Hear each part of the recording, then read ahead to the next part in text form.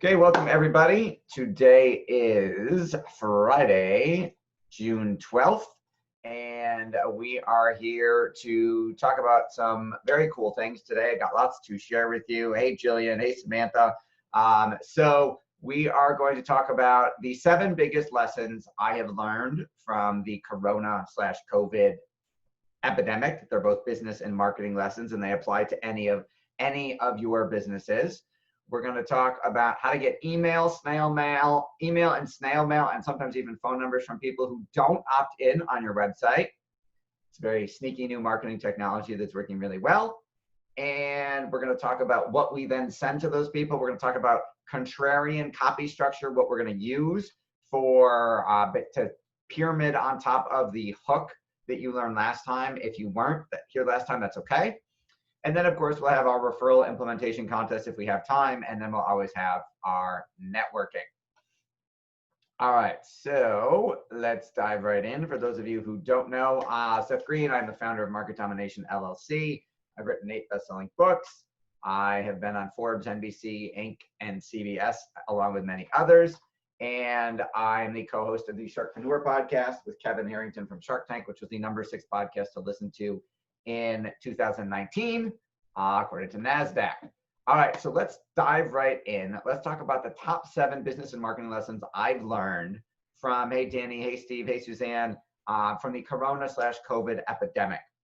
And I will, in between, I will make the rest of you paddle, make it, if you have a question, type it in the chat box. And I'm going to make, hang on, I got to make some people panelists so that later they can actually talk. Awesome. All right. So top 7 lessons learned from Corona and COVID. Number 1, you have to participate in the conversation going on in your clients and your prospect's head. So this was originally, I believe, Robert Collier's quote, one of the legendary copywriters of all time. And it's something if you don't address what's going on, you miss out on an opportunity and you miss out on interactions. So for example, hey, Justin, for example, at the beginning of COVID, I had 3 webinars in 1 week. They were webinars with partners where the partner, the affiliate promotion, they had emailed their list, driven people to attend my webinar, and showed up at the beginning to introduce me to their audience. And then I taught for an hour and then pitched our services for 15-20 minutes and then had Q&A. And we had 3 webinars the same week and I sold 0, all 3 webinars. And that has never happened before. We've never struck out. We always sell some. I mean, there's times when we might sell 1 or 2 and that's a bad webinar. Still beats digging ditches for a living, but it's a bad webinar performance. But we always sell something. And I realized we do, this is another marketing lesson. We surveyed the people who showed up and didn't buy. We emailed them and we called them and we said, why didn't you buy? And the reason we got every single person I physically talked to said, I'm scared because of Corona. I don't know when our office is going to open. I don't know what my money situation is going to be. I don't know what's going on. I'm too scared to invest in my business right now. I'm hoarding, I'm saving every dollar I can, which makes sense. So we had to rewrite I heard it took 3 webinars for me to figure it out. I heard their feedback. I rewrote our webinar as the Corona survival strategy as the theme. More people showed up for it and people started buying again. So you have to participate in the conversation going on in their heads, whether that is Corona, whether that's George Floyd, whether it's racism or Black Lives Matter or going back to work or whatever it is, you've got to participate. Because only by participating in the conversation can you then lead them where you want them to go. We've had to pivot. So we've had to, historically, we have sold, I'd say 80% of our clients have hired us through a webinar, and they have hired us for one of our higher end offerings. We've had to change that. We've had to change that and switch our business model. We're still selling via webinar, hey Joelle, but we're selling differently. And I'm going to go into more detail in just a second. So I'll give you some examples of some people who pivoted, that we helped pivot. So for example, I don't think she's here yet, but Alex from Buffalo Learning Lab has historically been physical in-person classes. The parents bring the kids in, the kids take the classes in person, and that's how her business has worked. And she thought she was dependent on a bricks and mortar location and in-person classes. Well, since Corona, she's had to pivot and she's had to do Zoom virtual classes. That's actually really great for her. Hey, Jerry. Hey, David. Because what she's realizing now is if she can deliver a class via Zoom, she can deliver that anywhere via Zoom. It doesn't have to be in Western New York. If people aren't coming to her physical location, they can take the class anywhere, which means she isn't limited to marketing in Western New York in a 15, 20-mile radius of her location. She can go national and have a much bigger, better, higher profit margin business by doing it virtually than by doing it in person. Hey, Jerry and Aaron, we've done some consulting with the Buffalo Wing Festival, which historically has been a large event at Coca-Cola Field, formerly Pilot Field, where the Bisons play baseball for several days, and tens of thousands or however many people come and have wings. Well, if he can't have his physical event, how can we pivot and offer something different? And it's actually turning into, his event aside, it's turning into a whole separate, bigger, better business, because he can now go national and name a National Chicken Wing Day and have a national festival and have national rankings and all kinds of other business opportunities that he never would have thought of unless he was forced to. So you've got to pivot. You may have to, you may not. The martial arts school dojo where I study has been doing virtual classes. They started out doing them via Facebook Live, but then they realized they couldn't see us do the moves. So they switched over to Zoom so that we can be on camera too. And it's keeping us learning, keeping us engaged, keeping us working out. Gyms can do virtual workouts. My daughter's musical theater school is doing virtual rehearsals. My daughter's dance school is doing virtual dancing classes and just had a recital virtually yesterday. Obviously not the same as being on a big stage with a lot of people, but they're making do with what they have and what they can right now. Other lesson I learned is change how you sell. So a lot of us sometimes sell, in person, face to face, but that may not necessarily work right now.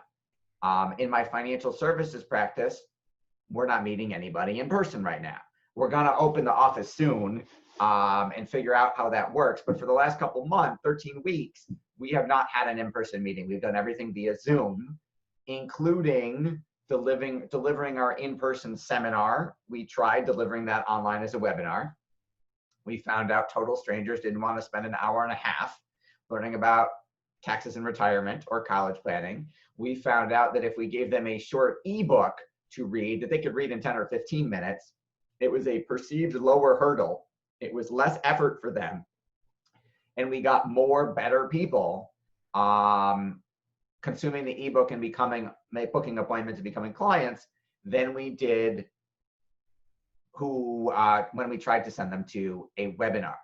That's in the financial services market. There are other markets like marketing where webinar has always worked and continues to work.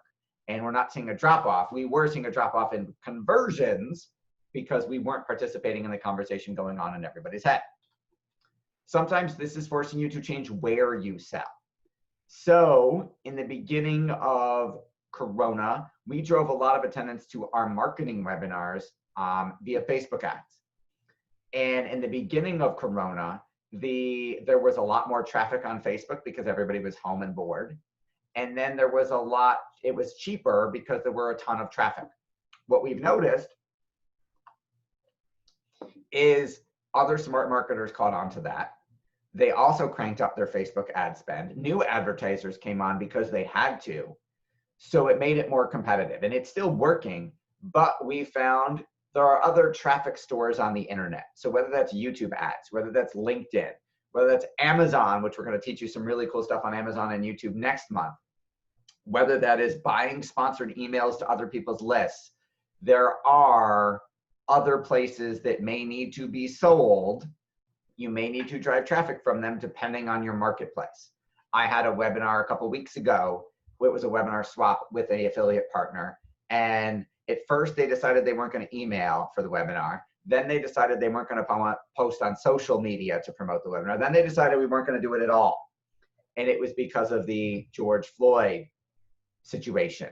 And they decided to do a fundraiser for Black Lives Matter. And they decided to cancel all their regular promotional webinar swaps and just focus on posting about Black Lives Matter and raising money for it.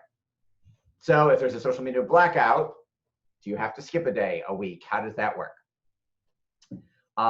Hey, Karen. Hey, Robin. Lesson number 5, add direct mail. So I have a show called Fix My Marketing. Every Wednesday, I do, what time? Hang on, I gotta remember. What time do I do? Ask me. I do Fix My Marketing every Wednesday at 11 a.m. Eastern. And I show examples of marketing that's working. I show examples of marketing that we're improving. And we used to have 2 separate shows, one called Fix My Direct Mail and one called Fix My Online Marketing. And I combined those 2 into just Fix My Marketing because I was getting so much less direct mail lately. I used to have 10 or 15 pieces a week to critique on air of people sending me promotional direct marketing because I was on a list. They rented it, whether it was a credit card offer or a business loan offer or something selling me a product or service. Yes, Jillian, I love direct mail. Hey, Sean. So I stopped doing a separate show because I'm getting like 1 piece a week, which is ridiculous. There's a huge opportunity there. If you can add direct mail to your practice, to your business, I absolutely would. Because even if it's business to business, it doesn't matter. There is so much of a vacuum right now. There is so much less direct mail going out that you will have a competitive advantage. Hey, David. Number 6, fill out the lower end of your funnel. Historically, we had focused on our higher end of our ascension model. Our cheapest product previous to Corona, our services ranged from $1,500 a month to $10,000 a month. And we historically focused on selling those. But when we noticed fewer people were buying and fewer people were spending money and we weren't converting as many people, we realized we need some lower points of entry. Hey, Robin. Yes, using an automated platform to help is very important. Absolutely. And that's why, we live on Infusionsoft as well. So one of the things we decided to focus on was we need more lower end services at that we can still deliver profitably at cheaper prices that people feel comfortable spending the money on, investing the money in now. And then we'll deliver great results. They'll be happy with us. They'll make money from it. And then when things get back to more normal or when they feel more secure, they'll ascend to higher levels of service with us. So do you need cheaper products and services that you can still deliver at a profit now to get people spending some money? Because money is always in motion. People are still spending money. It just has to be on something that you make them want enough that they're willing to invest or spend their money on it. So how can you position yourself in the flow of the money so that it comes to you? One of the ways we've done that is coming up with services that were like $500 or so that someone could test us, try it, see if they got business from it, have it work, and then go, this is great, I want more. And now that it worked, I feel more comfortable investing more because I've tested it at a smaller level. Hey, Jake. And number 7, touch them more often. It is more important now more than ever that you stay in front of your clients, customers, and prospects, whether that's email, whether that's social media, whether that is video, whether that's direct mail, whether that's a podcast. It is more important now to keep in front of them because it is not their job to remember you. It is your job to make sure they don't forget you. In order to do that, you've got to touch them more. So social media is great, but they've got to see it. Email is great, but they've got to actually open it. And I would certainly add my 2 cents for direct mail because there is no spam filter for direct mail. Google and Facebook can't censor what you say in direct mail. It has the highest deliverability rate. And if you do it right, it probably has the highest open rate. You can show up in a vacuum. You can show up with no competition. If somebody Googles you, they're also going to see your competition. If Jake Randall's watching, so if I Google like tax expense tracking app or mileage tracking app for realtors, there's going to be a dozen listings on the first page of Google, and they're not going to all be for TaxBot, unfortunately. However, if I send direct mail to a realtor group, I'm probably the only one doing it, and I'm the only one on that day at that time who shows up in their mailbox offering that. Whereas again, if I drive them with a Google ad, they can click the back arrow and go see all of my competition. So when I can, I want to show up in a vacuum. So does that make sense? I'm going to stop my screen share for just a second, and then let's get some comments in the chat box. Let's get some comments in the chat box. Tell me how you've pivoted. Tell me how it's affected you, what you're doing differently. Give me some comments in the Facebook group or in the Zoom chat. Chat. We've taken advantage of some of your lower end offerings. Yes, thank you very much. Very true. I appreciate that. You're here because of one of them. Yes. My wonderful wife, who is a mommy blogger, says people are on social media more, so it's been good for my business. Yes, it's been very good for Rebecca's business because more people are consuming her blogs. I'd like to give a virtual shout out because she just crossed the 1 million video view mark. So we're super excited for her. Jillian says networking online and Zoom. Yep, absolutely. I've been attending more virtual networking events than when they were physical. I went to less of them. Because they are virtual, I am attending more. The other reason I'm able to attend more is my kids I'm not driving back and forth to soccer every day. So I have time. Let's see. Zoom networking instead of coffee dates, moving my classes to virtual, doing Zoom meetings. Absolutely. All are true. All of that is accurate. All right. So